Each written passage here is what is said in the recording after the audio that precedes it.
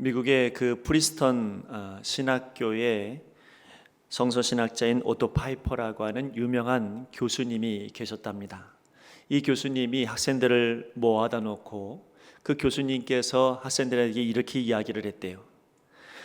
사람들은 말하기를 루터가 종교개혁을 했다고 그렇게 다들 말하고 믿고 있는데 사실은 그렇지가 않다네, 이렇게 말했어요. 그때는 이제 사람들이, 학생들이 이상하게 생각을 했죠. 왜냐하면 역사적으로도 또 어떤 책을 보아도 항상 종교개혁은 루터가 시작했다 이렇게 기록되어져 있기 때문에 저 노 교수가 무슨 이야기를 하나 이렇게 사람들이 의아해하면서 귀를 기울였습니다. 그때 노 교수가 이렇게 말합니다. 종교개혁은 루터가 갈라디아서를 읽으면서 하나님의 말씀에 귀를 기울일 때 그 말씀이 진리로 루터 안에서 폭발해져 버려서, 그래서 그는 아무것도 할 수 없었고 그 진리가 루터의 마음을 흔들어 놓아서 루터가 말씀을 이야기할 수밖에 없었고 개혁을 일으킬 수밖에 없었다. 결국은 이 종교개혁은 루터가 일으킨 게 아니라 갈라디아서 말씀으로 인도해 주시는 하나님의 말씀이 종교개혁을 일으킨 것이라네, 이렇게 말했다는 거죠. 여러분 어떻습니까? 말씀 자신이 루터를 통해서 역사했고 말씀 자신이 루터를 고용해서 종교개혁을 일으킨 것이라는 거죠. 그래서 주체는 루터가 아니라 주체는 하나님의 말씀이요 하나님의 진리다. 그는 그렇게 이야기를 하고 있는 것입니다. 자, 여러분, 신앙생활을 하면서요 하나님의 말씀 중에 단 한 구절도 은혜 받지 못하며 있다고 한다면, 내게 기억에 남는 한 구절의 말씀도 없다고 한다면 우리는 참된 그리스도인이다, 기독교인이다, 믿는 사람이다 말할 수가 없습니다. 우리는 어떤 순간에 있어도 적어도 말씀 한 구절 하나에 내가 은혜를 얻어서 그 말씀 가운데 내가 살아갈 때에 내가 진정한 그리스도인이다 이렇게 말할 수가 있는 것이죠. 우리가 돌아보면 그렇습니다. 내가 여기까지 오고 우리가 여기까지 온 것은 그것은 결단코 우리의 힘대로 되어진 게 아니라 하나님의 은혜요 말씀으로 말미암아 되어진 것을 여러분 믿으시기를 바랍니다. 적어도 내가 오늘 은혜 받은 이 말씀이 오늘을 살게 하는 거고요, 내가 어떤 순간에 흔들릴 때마다 내게 기억나는 그 말씀 때문에 내가 오늘을 살게 되어지는 것입니다. 그러므로 나를 이끄는 것은 누구의 말 때문도 아니고 내 행동 때문도 아니고 하나님의 말씀, 그 은혜 받은 말씀 때문에 내가 오늘을 계속해서 그 말씀에 끌려 살아가게 되는 것이죠. 내게 은혜를 받았다, 나 정말 저 말씀 은혜 받았다, 그러면 그 말씀 때문에 내 인생의 진로가 바뀌어지고요 내 삶의 변화가 일어나게 되는 것입니다. 오늘 그런 의미에서 보면 하나님의 말씀이 오늘 여러분에게 생명의 말씀이 되기를 간절히 바랍니다. 여러분, 루터가 말씀에 의해서 삶을 변화되어지고 종교개혁을 일으켰던 것처럼 오늘 여러분, 저도 여러분도 다 하나님 말씀 앞에 있습니다. 그러므로 그 하나님 말씀에 우리가 변화되어지고 감동되어지는 역사가 있을 때에 하루하루의 삶이 우리의 뜻대로가 아니라 하나님 뜻대로 인도하여 주실 줄로 믿습니다. 자, 오늘 본문의 말씀에 보니까 예수님께서 제 아들을 파송하면서 하시는 말씀입니다. 그래서 이 마태복음 10장을 뭐라고 부르냐면 파송장이다 이렇게 부르죠. 이 파송장에는 제자에게 필요한 중요한 단어가 3개가 나옵니다. 1절의 말씀에 보니까 부르셨다는 말이 나오고요, 또 이어서 권능을 주셨다 이런 말씀이 나옵니다. 우리가 읽은 16절 말씀에 보니까 보냈다 이런 말씀이 나옵니다. 자, 여기 우리 주님께서 제자들을 보내셨습니다. 보냄 받은 자는 과연 어떤 사람이냐? 예수님께서 보내신 바로 그 선택한 사람은 어떤 사람이냐? 오늘 그것을 우리가 함께 나누고자 하는데, 거기에 중요한 핵심 단어가 뭐냐면 하나님께서 부르셨고 권능을 주셨고 그리고 우리를 세상에 보내셨다. 이 3가지가 바로 보냄받은 자의 정체다 이렇게 이야기할 수 있는 것입니다. 자, 먼저 부르셨다라고 하는 말은 무슨 뜻입니까? 하나님께서 나를 부르셨다, 누군가가 나를 불렀다라고 하는 것은 안 좋은 의미로, 안 좋은 의도를 가지고 부르지 않고서는 선한 의도로 불렀다고 할 때는 세 가지의 의미가 포함되어져 있어요. 하나는 뭐냐? 하나님께서 나를 부르셨다라고 하는 것은 첫 번째는 나를 보호해 주시겠다는 거예요. 건져 주시겠다는 거예요. 구원해 주시겠다는 겁니다. 내가 잘못된 길로 가고 엉뚱한 길로 가고 그냥 내버려 두면, 그러면 우리가 분명히 죽을 만한 길로 갈 수밖에 없는데, 그런데 하나님께서 우리를 딱 잡고 건져주시고 불러주셨다는 겁니다. 여러분 믿으십니까? 다른 어떤 것은 은혜가 되지 않아도 적어도 여러분, 하나님이 나를 부르셨구나, 하나님 나를 보호해 주시고 구원해 주시려고 부르셨구나, 이것이 여러분 은혜가 되지 않으면 그 뒤에 무엇도 쌓일 수가 없습니다. 어떤 은혜가도 되지 않습니다. 기도해도 은혜가 안 되고요, 예배드려도 은혜가 안 됩니다. 적어도 은혜의 시작은 뭐냐면, 나를 부르셨구나, 나를 건져주시기 위해서 부르셨구나, 나를 죽음에서 건져주셨구나. 여러분, 이것이 오늘 여러분에게 은혜가 되시기를 간절히 바랍니다. 이 은혜가 되어야만 기도에도 감동이 있는 거고, 이 은혜가 되어야만 여러분 찬양에도 은혜가 있는 거고, 말씀을 들어도 변화가 있는 것입니다. 여러분, 우리가 구원받은 이 은혜, 이거 경험하지 못하면 우리는 아무것도 할 수 없는 그런 사람이 되고 말아요. 자, 오늘 기본입니다. 나를 부르셨구나. 왜 부르셨느냐? 나를 구원해 주시기 위해서, 나를 건져 주시기 위해서. 자, 또 하나, 나를 부르셨습니다. 누군가가 나를 불렀다고 한다면 왜 불렀느냐? 뭘 시키기 위해서 부르신 거예요. 무엇을 부탁하기 위해서 부르신 거예요. 자, 하나님께서 우리를 부르셨다는 것은 건져주셨다는 것뿐만이 아니라 뭔가 하나님의 일을 하도록 하나님께서 우리를 불러주신 것입니다. 여러분, 그러나 그 구원의 감격이 없는 사람은 여러분 하나님의 일을 하는 것을 행복해하지 않습니다. 구원의 감격이 있는 사람만이 여러분 하나님의 일을 하는 것이 잘 행복하고 너무나도 감사한 거죠. 자, 여러분, 부르셨습니다. 하나님이 일을 하라고 부르신 거예요. 여러분 믿으십니까? 내 일 하라고 부르신 게 아니고 하나님의 일을 하라고 하나님께서 우리를 불러주셨습니다. 내가 하고 싶은 것을 하는 게 아닙니다. 하나님께서 원하시는 것을 하는 것입니다. 그런데 그 하나님께서 원하시는 것을 하기 위해서 나를 부르셨는데 그게 감사해요. 여러분, 이게 너무나도 감사한 거예요.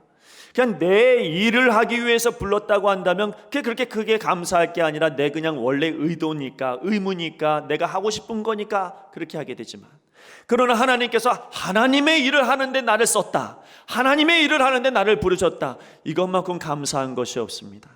내가 좋아하든 내가 싫어하든 그래도 나는 하나님께 쓰임받았다, 이게 얼마나 감사하고 얼마나 큰 축복인지를 모릅니다. 또 하나, 나를 부르셨다라고 하는 것은, 그것은 건져주셨다는 것과 그리고 일을 시키기 위하신 뿐만이 아니라 끝까지 책임져 주시겠다는 얘기입니다. 여러분, 부르셨으니 책임져 주셔야죠. 부르셨으니 하나님 책임져 주셔야 합니다. 자, 오늘 말씀에도 보니까요, 여러분, 예수님께서 제 아들에게 뭐라고 말씀하시냐면, 사람들을 삼가라 이렇게 말하고, 무엇을 말할까 염려하지 말아라 이렇게 말합니다. 그 이야기는 뭐냐면, 어디를 가든지 내가 도와줄 거고 내가 함께 할 것이니까 염려하지 말라는 이야기입니다. 사람 만날 때 조심해야 되는데 내가 도와주겠다는 말씀이에요. 그러니까 하나님께서 책임져 주시겠다는 이야기죠. 오늘 예수님께서 여러분을 부르셨으면 예수님께서 책임져 주시는 거예요. 하나님께서 나를 선택하셨다고 한다면 내가 지금 힘들고 어렵고 어려운 환경 속에 있어도 하나님 나 책임져 주실 거예요. 그러니 염려하지 마십시오. 우리 하나님 앞에 감사하며 살아가는 우리 모두가 되기를 간절히 바랍니다. 말씀대로 하자면 이런 겁니다. 끌려가려면 끌려가. 어디를 가든지 회당이나 공회로 끌려갈 수 있어. 그럴 수 있어. 그러나 걱정하지 말고 가. 내가 거기에 있을 거야. 여러분, 내가 지금 고통과 어려움 속에 아무도 이해하지 못하는 자리로 내가 끌려갈 수 있지만은, 그러나 하나님 말씀하시는 걱정하지 마. 거기에 내가 말할 수 있는 말을 너에게 입에 넣어줄 거고, 무슨 일이 있어도 내가 널 책임져 줄 거야. 여러분, 나를 부르셨다는 거, 이건 얼마나 큰 축복이고 은혜인지 모릅니다. 이 은혜, 여러분, 오늘 여러분의 이 은혜가 여러분에게 있기를 바랍니다. 우리 참 미리 걱정할 때가 많아요. 미리 염려할 때가 많습니다. 그러니까 염려가 먼저니까 몸도 안 움직이고 마음도 안 움직여요. 믿음이 연약한 거로 주께서 나를 부르신 은혜를 가마득히 잊어버리고 다 나 혼자 해결하려고 하다가 넘어질 때가 많습니다. 아무도 나를 이해해 주지 못하는 것처럼 염려함으로 살아갑니다. 그러나 오늘 주님께서 우리를 보내셨다라고 하는 것은 이미 우리를 부르신 겁니다. 부르신 것은 우리를 건져주시는 거고, 부르신 것은 우리를 책임져 주시는 거고, 부르신 것은 우리가 하나님의 일을 할수록 인도해 주시는 거예요. 그러니 여러분 이 믿음 가지고 오늘도 여러분이 있는 그 자리에서 하나님의 뜻을 이루는 믿음의 사람이 되시기를 간절히 바랍니다. 여러분 하나님 앞에 부르심을 받았습니까? 그러면 하나님께서 보내신 자의 정체는 뭐냐? 부르시기만 한 게 아니라 불렀으니까 이제는 권능 주시는 거예요. 오늘 여러분 이 권능이 우리 가운데 있어야 합니다. 여러분 왜 권능을 주실까요? 왜 우리에게 권능을 주시고 은혜를 주실 것 같습니까? 그것은 나 만족하라고? 아니에요. 나에게 권능을 주시는 이유는 뭐냐면 내가 세상에 나가야 하기 때문입니다. 내가 세상 앞에 서야 하기 때문입니다. 내가 세상 앞에 우리가 나아가야 하기 때문에, 그래서 우리 주님께서 권능 주시겠다고 약속하시는 겁니다. 우리가 만나는 세상이 어떤 세상인데요? 그걸 성경에 예수님께서 17절로 18절에 이야기하고 계십니다. 사람들을 삼가라. 그들이 너희를 공회에 넘겨주겠고 그들의 회당에서 채찍질하리라. 또 너희가 나로 말미암아 총독들과 임금들 앞에 끌려가리니 이는 그들과 이방인들에게 증거가 되게 하려 하심이라.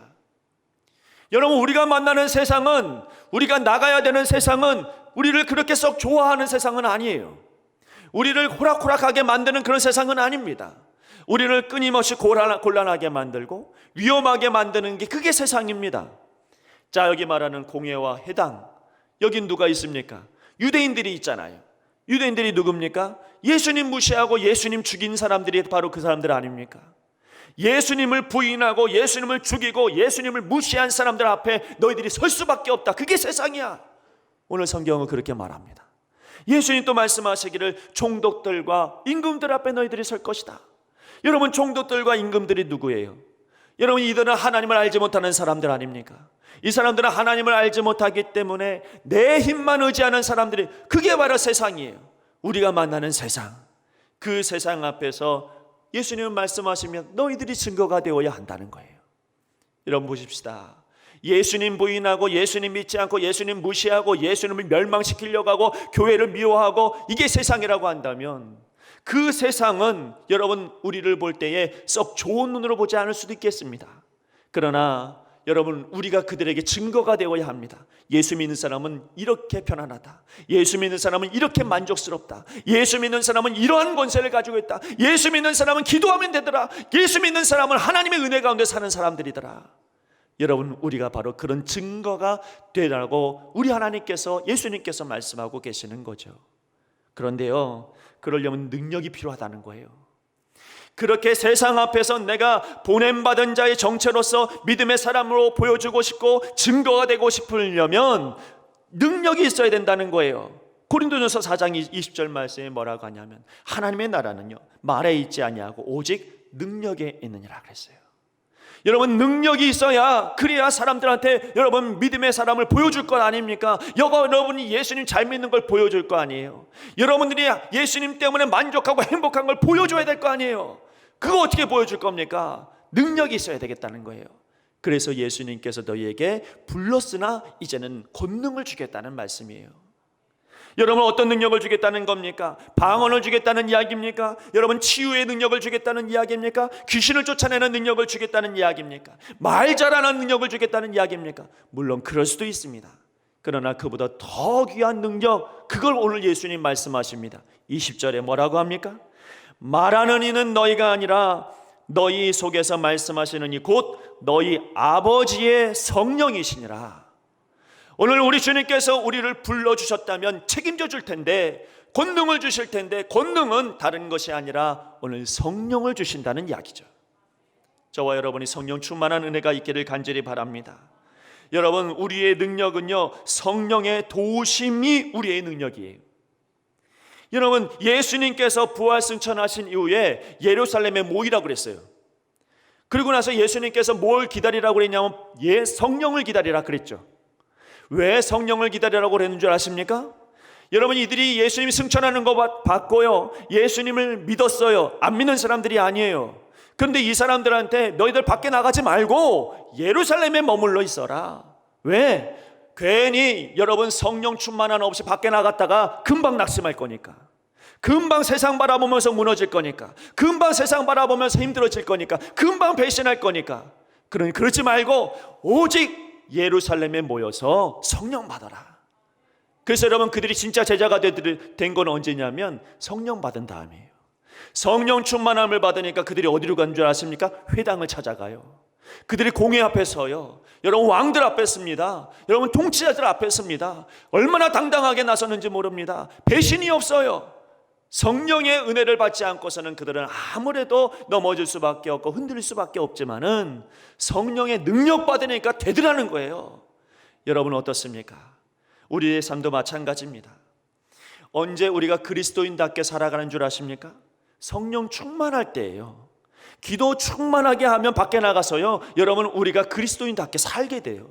말씀의 은혜 받으면 밖에 나가면 생각이 달라지고 행동이 달라지고 눈빛이 달라져요. 여러분, 내가 찬양의 은혜를 너무나도 많이 받았으면 밖에 나가도 찬양이 나와요. 그런데 여러분, 반대로 우리가 언제 나약해지냐면, 언제 실망하고 낙심하고 불안해지냐면 성령 충만함이 없을 때예요. 감동이 없을 때. 그러니까 만족이 없고요, 성령 충만함이 없으니 내 힘으로 어떻게든지 해보려고 하다가 실패하고 말아요. 저는 그래서요, 주일 예배가 너무너무 중요하다고 생각합니다. 이 한 번의 예배가 일주일을 살게 하거든요. 충만한 은혜, 충만한 말씀이 나를 오늘 살도록 인도해 주시는 거예요.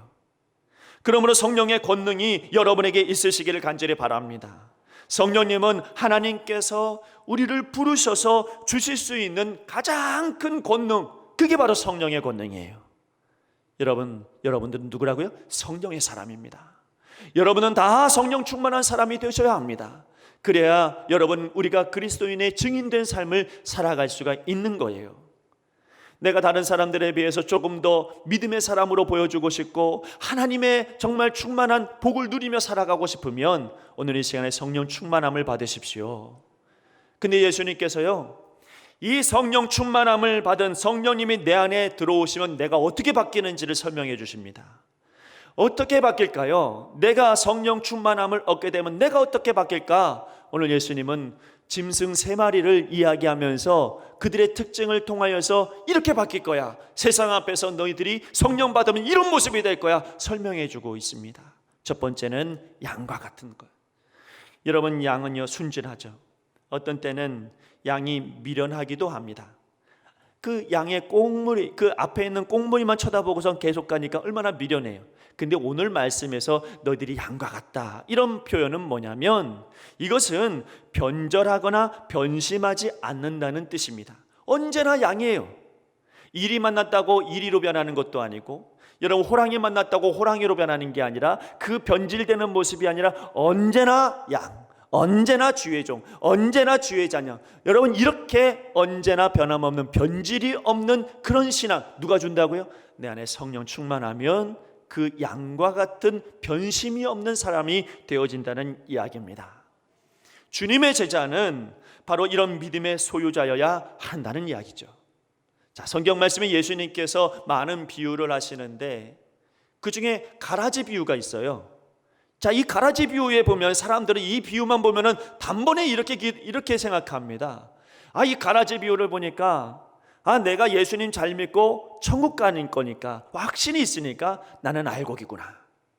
예수님 믿지 않는 사람, 저 예수님 열심히 안 믿는 사람, 그 사람 가라지구나. 그런데요, 이 비유의 핵심은 뭔 줄 아십니까? 누가 가라지인지 누가 알곡인지 모른다, 이게 뜻이에요. 그러니 여러분, 우리는 영적 전쟁을 매일 하고 있는데, 영적 전쟁이라고 하는 게 마귀 때려잡는 것만 영적 전쟁이 아니고요, 영적 전쟁은 배신의 전쟁이에요.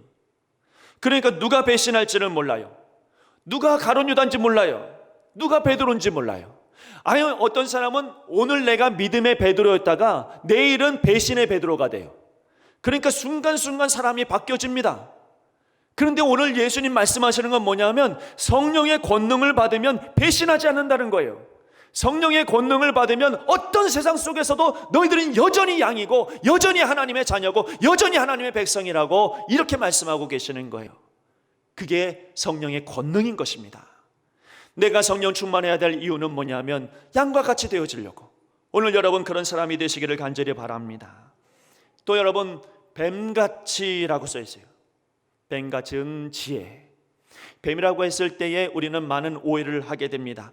뱀같이 독이 있으라는 이야기인가? 그렇지 않습니다. 여러분 모든 짐승 중에 이 뱀처럼 저주받은 짐승이 있을까 싶습니다.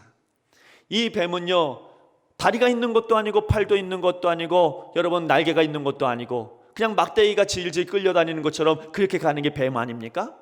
그래서 모든 이들이 이 뱀을 보면 여러분 징그러워하죠.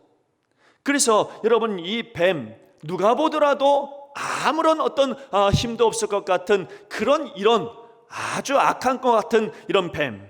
근데 이 뱀이 재주가 하나 있어요. 그게 뭔 줄 아십니까?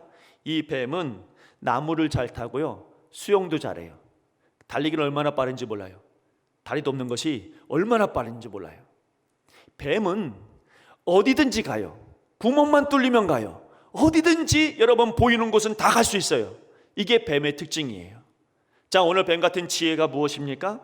그것은 베드로전서 4장 11절 말씀에 보니까 이런 말씀합니다. 만일 누가 말하려면 하나님의 말씀을 하는 것 같이 하고 누가 봉사하려면 하나님이 공급하시는 힘으로 하는 것 같이 하라. 여러분 뱀 같은 지혜라는 것은 뭐냐면 안 될 것 같다, 불안해, 절대로 할 수가 없어, 이럴 수가 없지, 이러면 이건 뱀 같은 지혜가 아니에요. 뱀 같은 지혜는 뭐든지 할 수 있어요. 어디든지 갈 수 있어요. 무엇이든지 여러분 갈 수 있는 게 그게 뱀 아닙니까? 그러므로 뱀 같은 지혜로 기도할 줄 알아야 됩니다. 어떤 일이든지 무엇이 있어야 된다고 변명하고 합리화시키고 할 수 없다고 말하는 게 아니고, 이런 사람은 뱀 같은 지혜가 없는 거예요. 진짜 뱀 같은 지혜를 가지고 기도하는 사람은 어떤 사람이냐면 안 되는 것처럼 보여도 하나님 할 수 있잖아요. 하나님 창조의 하나님이시잖아요. 하나님 역전화시킬 수 있잖아요. 하나님 변화시킬 수 있잖아요. 무슨 일이든지 갈 수 있잖아요. 이게 하나님 역사 아닙니까? 기도하는 게 이게 뱀 같은 지혜입니다. 안 되는 것이라고 변명하지 마시고 누구 탓이라고 원망하지도 마시고 하나님 앞에 뱀 같은 지혜를 가지고 기도하십시오. 하나님께서는 뭐든지 가능하게 하시는 분 아닙니까? 뱀은 불가능을 가능하게 하는 그런 어떤 짐승 아닙니까? 여러분 말할 때나 기도할 때 합리화나 변명이 아니라 창조의 말씀으로 믿음의 말로 모든 것을 가능하게 하는 그런 뱀 같은 지혜가 우리 모두에게 있기를 간절히 바랍니다. 우리가 만나는 세상은 이런 지혜 없이는 못 살아요. 여러분 우리가 만나는 이 세상은 이런 지혜 없이는 하나님의 은혜를 누리지 못해요. 그래서 여러분 이런 지혜의 능력이 필요합니다. 누가 주십니까? 성령님이 내 안에 오시면, 성령의 권능이 내 안에 임하면 이와 같은 뱀 같은 지혜, 이러한 놀라운 지혜를 가지고 기도할 수 있고 말할 수 있는 것을 여러분 이야기하고 있습니다. 또 하나, 이제 비둘기같이 순결하라고 말합니다. 주님으로부터 보냄받는 자는 그 말씀을 믿는 믿음이 순결해야 된다는 이야기입니다. 노아의 홍수 때 까마귀를 내보냈더니 까마귀가 어느 순간 돌아오잖아요. 비둘기를 내보냈더니 어느 순간 감람잎을 가지고 돌아옵니다. 왜 그런지를 아십니까? 까마귀는 시체 먹느라고 정신이 없어요. 그런데 비둘기는 더러운 것에 발을 닿기가 어려워서 돌아온 거예요. 여러분 우리가 비둘기같이 순결하라는 이야기는 뭐냐면 여러분이 가는 그 자리가 순결한 자리가 되어야 하고 여러분이 가는 그 자리가 하나님의 의가 드러나는 자리가 되어야 한다는 겁니다. 누가 그런 은혜를 주시냔 말이죠. 누가 그런 은혜를 우리에게 주시냐면 성령님께서 내 안에 주시는 거예요. 성령 충만한 은혜가 내 안에 있으면 이 은혜가 충만하면 내가 가는 곳이 좋은 곳만 가게 되고 은혜 있는 곳만 가게 되고 아니어도 은혜 있는 자리로 바꿔놓는 거예요. 누구의 은혜냐면 성령님께서 그와 같은 역할을 하시는 것입니다. 여러분 순결하다라고 하는 것은 주석을 보니까 깨끗하다고 하는 말만 있는 게 아니고 거기에 온유하다라는 표현도 있고요, 단순하다는 표현도 있고 순전하다는 표현도 있습니다.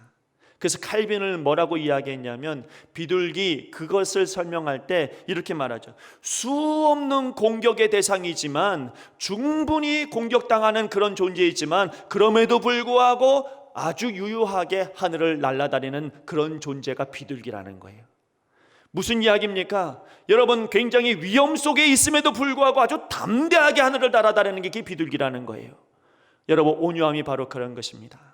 세상 앞에서 우리가 분명히 넘어질 것 같고 세상 앞에서 금방 우리가 무너질 것처럼 보이지만 때로는 믿는 사람답게 담대해져야 되는 것, 그게 비둘기 같은 순결함이에요. 예수님, 그분께서는 순결하신 분입니다. 누구보다 순결하시지만 그러나 성전 앞에서 장사치들의 그 상을 뒤엎어버리시는 그분의 온유함을 볼 수가 있습니다. 담대함입니다. 비범함입니다. 그리스도인들에게 바로 이러한 비범함과 담대한 믿음이 필요하죠. 누가 주시는 겁니까? 성령님께서 우리 가운데 역사하시면 가능하다는 거예요. 불러주셨습니까? 이제는 성령의 권능을 받아야죠. 그래야지 여러분, 세상 앞에서 양과 같이 흔들리지 않는 순결함이 우리 가운데 있게 되고, 여러분, 우리 가운데 성령 충만하면 뱀과 같은 지혜를 가지고 불가능한 것도 가능할 수 있도록 하나님 앞에 기도할 수 있는 것이고, 여러분, 도저히 여러분 어쩔 수 없는 그런 상황 속에서도 하나님 앞에 비둘기 같은 순결함으로 정말로 하나님 앞에 비범하고 담대한 마음으로 나아가는 사람, 이런 권능이 우리에게 필요합니다. 지금 이 시기에 우리 그리스도인들이 가지고 있어야 할 권능이 바로 다른 것이 아니에요. 다른 어떤 능력이 아니에요. 다른 어떤 말이 아니고 우리 그리스도인들이 가져야 될 진정한 권능은 성령의 권능이에요. 성령의 능력만이 이 세상 속에서 우리가 살아갈 수 있고 이 세상 속에서 여러분 빛이 되어질 수 있는 것입니다. 그러면 여러분, 여러분의 정체를 오늘 밝히십시오. 여러분은 성령의 사람입니다. 우리는 하나님 말씀에 끌려 살아가는 하나님이 보냄받은 사람들입니다. 여러분이 있는 그 가정과 여러분이 있는 직장과 여러분이 있는 그 자리가 어디 있든지 간에 여러분은 보냄받은 사람들이에요. 여러분은 부르심을 받았고 여러분은 권능을 받았고 여러분은 하나님의 선택된 사람들입니다. 그러므로 어디를 가든지 나의 정체를 분명히 하고 여러분 성령의 사람답게 승리하는 여러분의 삶이 되시기를 간절히 바랍니다. 기도하겠습니다. 하나님 아버지, 우리가 하나님 앞에 나아갈 때에 주님께서 우리에게 부어주시는 이 성령의 은혜가 오늘 우리 가운데 있게 하여 주시옵소서. 성령의 충만하신 권능으로 말미암아 양과 같이 하나님 진실하게 하여 주시고 뱀과 같이 지혜롭게 하나님 앞에 기도하게 하여 주시고 아버지 하나님이여 비둘기같이 순결하고 비범하게 주의 일들을 감당할 수 있도록 축복하여 주시옵소서. 오늘도 우리와 함께 해주시니 감사하며 예수님의 이름으로 기도드리옵나이다. 아멘.